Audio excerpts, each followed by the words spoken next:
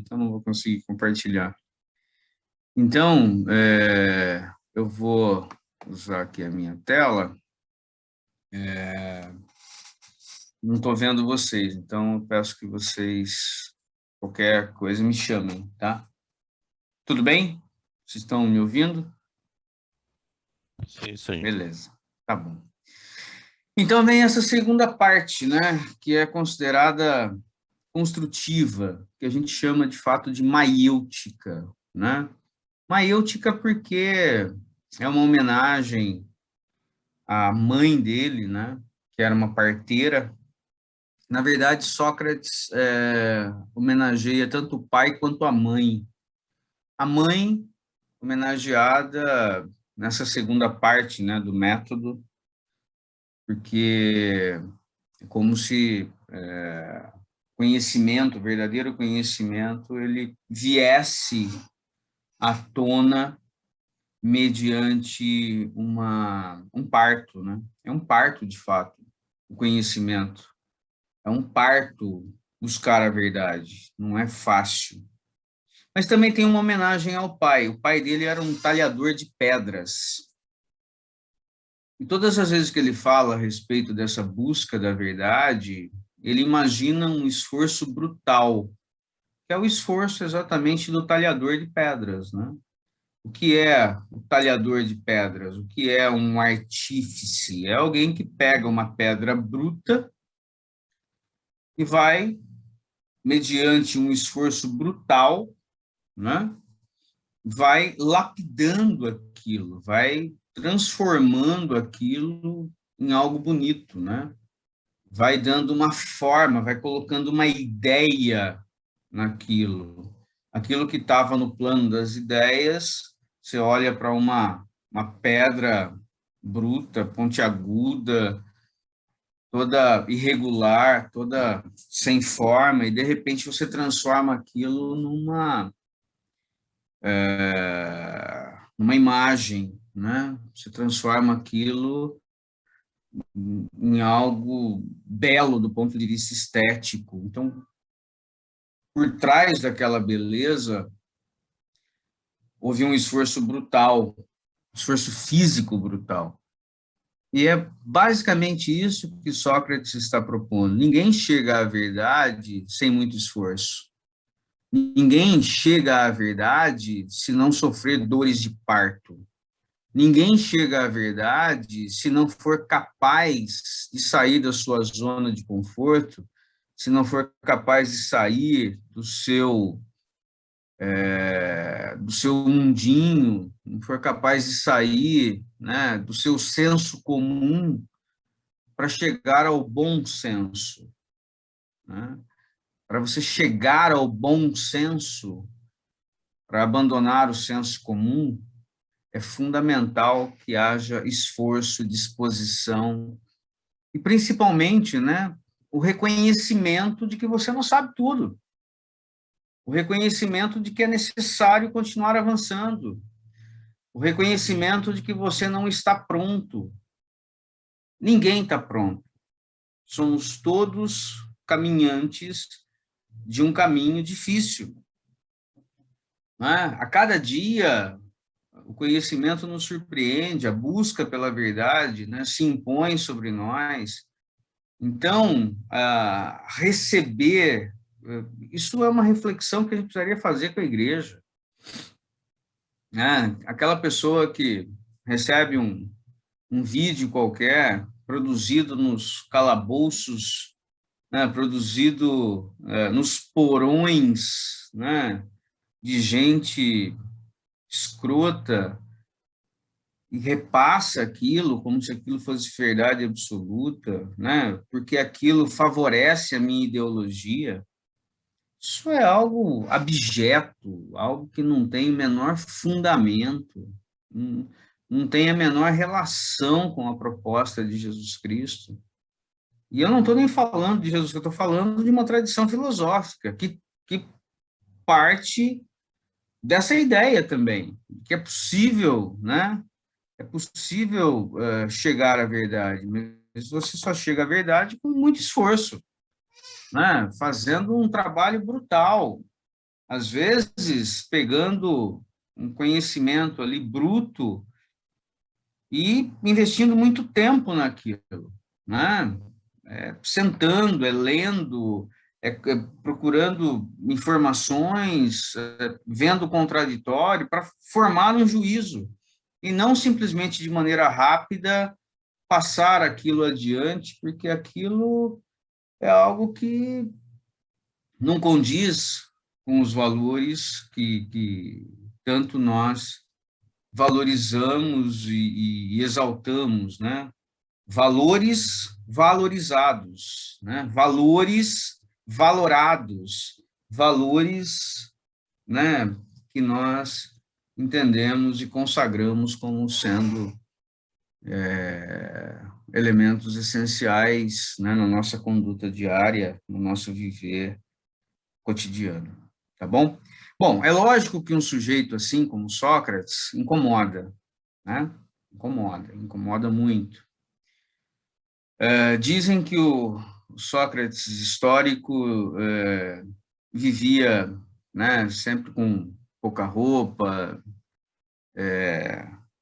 sabia sobreviver tanto no frio quanto no calor, era alguém bastante abnegado, que tinha um desapego, né, às coisas materiais,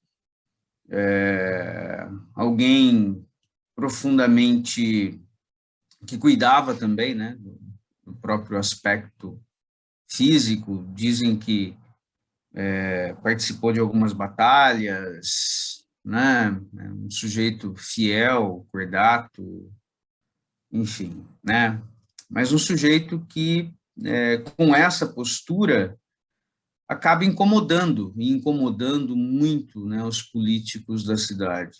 Por conta disso, ele acaba sendo acusado de não crer nos deuses da cidade, corromper a juventude, e acabou sendo condenado à morte, né, pelos democratas. A temática de Deus, a temática da criação, a temática da verdade, né? Essas coisas aparecem o tempo todo, né, nos diálogos socráticos. Eu separei algumas coisas aqui para comentar com vocês e eu queria trabalhar isso com vocês, né? Rapidinho também, não tenho a pretensão de esgotar isso, não, né? Quando ele é condenado à morte, há uma acusação contra ele, eles conseguem, né, ter acesso, isso faz parte da literatura universal. Quando ele é condenado à morte, ele é acusado de não crer nos deuses da cidade, né? Mas antes da sua morte, ele pede para um amigo comprar um galo e oferecer a um deus, o que é, na verdade, um tapa com luva de pelica nos seus acusadores, né? Porque ele era acusado de não crer nos deuses da cidade, mas no momento da morte ele acaba, então, tendo um ato piedoso, né? Um ato religioso bastante interessante. De uma maneira geral, o que a gente pode compreender é que para Sócrates existem pelo menos 3 elementos, né, que devem perfazer este conhecimento que se pretende um conhecimento válido, universal, que não flerta com a mentira, que não flerta com o relativismo. A gente pode dizer, então, que 3 elementos são essenciais. O primeiro deles é que todo conhecimento tem que ser um conhecimento universalmente válido.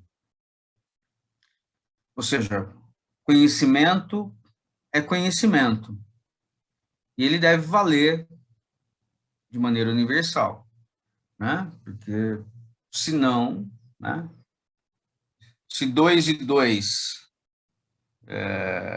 são 4 aqui no Brasil, mas na China é 6, né? E tem alguma coisa errada, né? Se a verdade que vale para mim, quando eu não estou no governo, de repente essa verdade me é conveniente quando eu assumo o poder, tem alguma coisa errada, né? Não tem problema mudar, entenda? Não tem problema mudar quando você, nesse processo, né, de metamorfose, você vai alterando suas posições. Não tem problema. Mas isso tem que ficar claro, tem que ter um ponto de coerência, tem que ter um discurso que justifique isso, que demonstre isso. Simplesmente usar, né, da retórica conveniente no momento adequado é coisa de sofista, é coisa de gente que está disposta a flertar com o relativo e com a mentira, né? Então, para Sócrates, o conhecimento válido é o conhecimento universal. Vale quando eu estou sentado, vale quando eu estou de pé, né? É aquilo que os pais da igreja diziam e que depois os reformadores repetiam à exaustão, né? Toda verdade é verdade de Deus, né? Mesmo que ela saia da boca do diabo, porque toda verdade é verdade de Deus, né? Então, é importante a gente ter isso em mente, né? Por isso que eu não consigo admitir, né, cristão que compra discurso de fake news e propaga isso, porque tem nada de cristão aí. Nada, absolutamente nada de cristão, né? Segundo, esse conhecimento é, antes de tudo, um conhecimento moral, né? Ou seja, um conhecimento ético.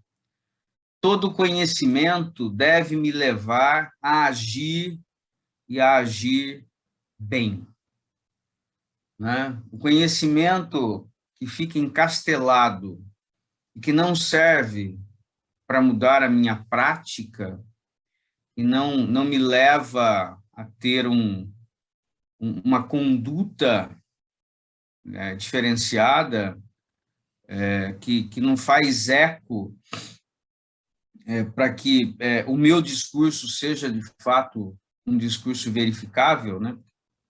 Tudo é muito bonito na teoria, mas eu quero que este conhecimento que foi conquistado com muito esforço, ele ecoe na prática, né? Então, todo conhecimento é, antes de tudo, um conhecimento ético, um conhecimento moral. Eu me armo de valores para agir e agir corretamente, né? E esse agir corretamente significa o tempo todo, o tempo inteiro, né? Você refletir sobre os seus atos, refletir sobre as suas ações.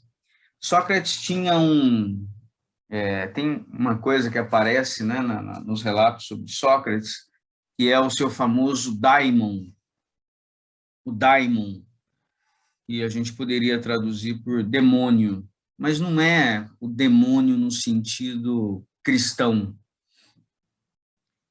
O daimon, já se gastou muita tinta para se definir o que é o daimon socrático, né? Mas é esse espírito que fala com ele. Em alguns lugares ele cita isso, né? Queria mencionar isso aqui para vocês. Isso aparece na... Isso aqui aparece na Apologia, né? Existem três obras, né? Assim, que tratam esse ciclo da morte, né, do Sócrates. Uma é a Apologia, onde ele fala do processo, por que ele foi processado, né? Então, por que moveram um processo contra ele. Aí você tem um outro diálogo platônico chamado Críton, onde os amigos propõem uma fuga para ele, e ele se recusa. E a gente tem um terceiro diálogo, que é o Fédon, né? Que relata os últimos momentos dele, né? Então, esse ciclo da morte envolve esses três diálogos, Apologia, Críton e Fédon, tá bom? Na Apologia, tem algumas coisas assim muito interessantes, e ele menciona o Daimon. Ele diz assim: é possível que pareça estranho eu me encontrar sempre próximo e me dar tanto ao trabalho de fornecer conselhos a este ou aquele em particular, se ao se tratar de aconselhar a cidade e de ir à tribuna para falar ao povo, então me falte coragem. Um detalhe importante: Sócrates nunca quis, de fato, ocupar cargos políticos. Ele foi um prítane em 406, coube a ele exercer uma pritania, que era um cargo, que é o único que ele ocupou na vida, mas porque recaiu naquele ano na tribo dele, né? Então, ele não teve como escapar, mas ele sempre se recusava a participar da vida política porque ele entendia, ele queria sim contribuir para a formação das pessoas, mas ir lá e debater no plano político, parece que ele não tinha muito estômago para isso, né? Por conta exatamente do espaço estar carregado, né, dos sofistas. Ele fazia o trabalho de formiguinha, trabalho dos bastidores, ou seja, ele não se filiou a nenhum partido político, mas nem por isso ele não era político. Ele era político, né? Mas não era um político profissional, não estava ali para disputar cargos, nada disso. Mas ele queria, de alguma forma, ocupar esse espaço. E o motivo disso, me haveis ouvido dizer várias vezes em vários lugares. Ele dizendo: vocês sabem o motivo que eu, né, não quero participar da política. Por que eu não quero participar da política? E o motivo disso me haveis ouvido dizer várias vezes em vários lugares, que existe em mim, não sei que espírito divino e demoníaco, a respeito do qual também Meleto, com um jeito de estar se divertindo, aponta no ato da acusação. Meleto é um dos acusadores, né, dele. É como uma voz que possuo dentro de mim desde criança e que toda vez que eu a ouço sempre faz com que eu desista do que estou para fazer e nunca me convence a realizar qualquer outra coisa. É essa voz que me impede de me ocupar das coisas do Estado e parece-me que faz muito bem em agir dessa forma. Sabeis perfeitamente, ó cidadãos, que se eu tivesse por algum tempo me ocupado dos negócios do Estado, teria sido morto também num curto espaço de tempo e não teria realizado nada de útil, nem por vós, nem por mim. E não me desprezei se falo assim, pois é a verdade. Não existe homem que possa se salvar ao opor-se com sinceridade.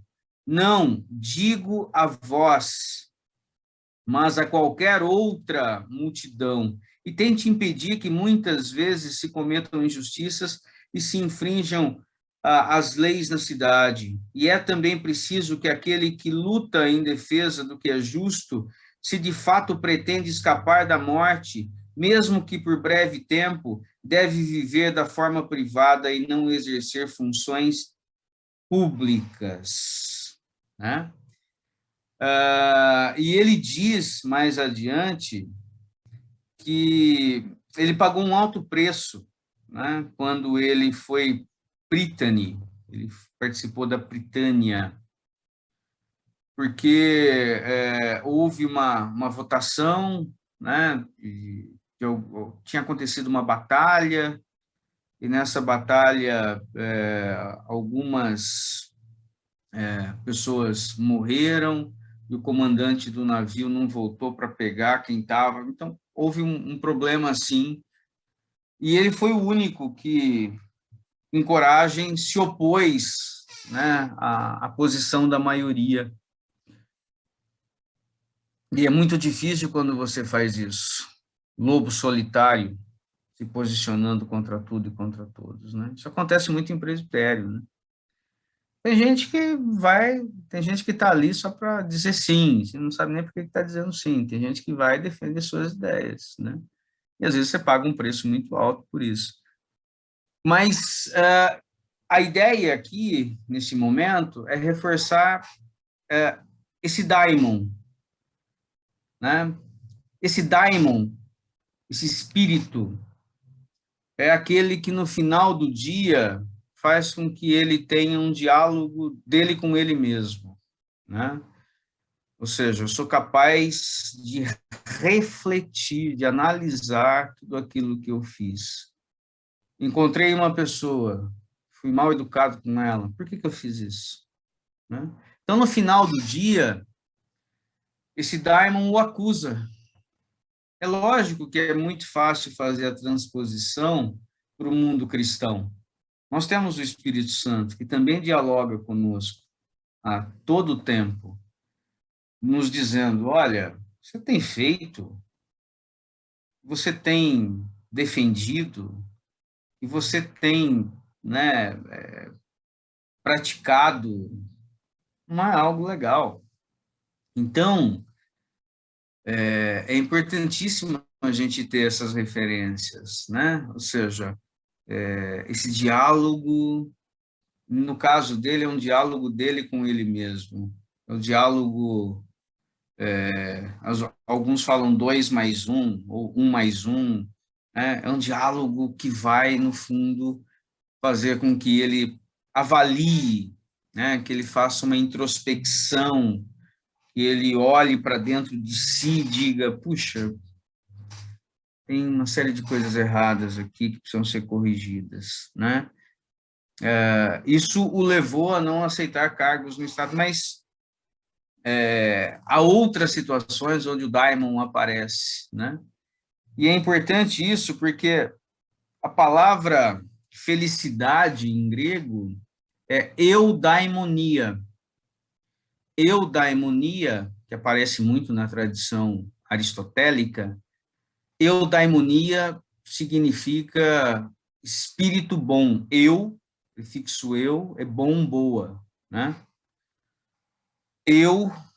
Daimon, que é ser feliz? Ser feliz é ter um bom daimon. Ser feliz é ter um bom espírito. E como que você tem um bom espírito, uma alma tranquila? Só tem um bom espírito, tem uma alma tranquila quando você é capaz de dialogar com ela e viver em paz, né? Analisando as suas ações, avaliando o que você fez de certo, o que você fez de errado, procurando com isso corrigir, né, as rotas da sua vida. Então, todo conhecimento é, antes de tudo, um conhecimento moral. E esse conhecimento tem que necessariamente me levar a uma boa ação. Esse é o terceiro ponto, né?